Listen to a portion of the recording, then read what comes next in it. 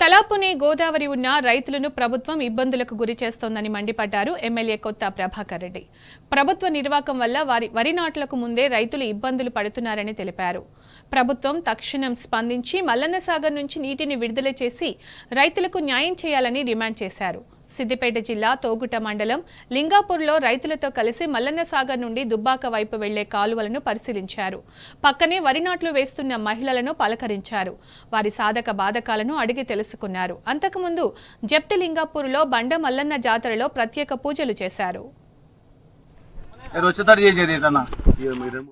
సాగర్ సంబంధించిన కాలువలు ఏదైతున్నాయో ఈ ప్రభుత్వం వచ్చిన తర్వాత సంవత్సరం మీద మరి 2 మాసాలు దగ్గర పూర్తవుతున్నది. మరి ఈ రోజు వరకు కూడా నేను ఎన్నోసార్లు ఇరిగేషన్ డిపార్ట్మెంట్లతోటి గౌరవ మంత్రి గారితో మరి అందరికి కూడా మరి అనునిత్యము మరి మాట్లాడుతున్నా. మరి ఈరోజు ఏ కాలువలు కూడా ఉన్న కాలువలు కూడా మొత్తం పూడికతోటి కూడుకపోయినాయి. మరి చాలా చెరువుల కుంటలకు నీళ్ళు వస్తాయని పోయినసారి మేము నీళ్ళు వదిలినాం కాబట్టి ఈ సంవత్సరం కూడా అదే తరహాలో నీళ్ళు వస్తాయని చెప్పి మరి ఈరోజు తుకాలు పోసుకొని నాట్లు వేసుకుంటున్నారు.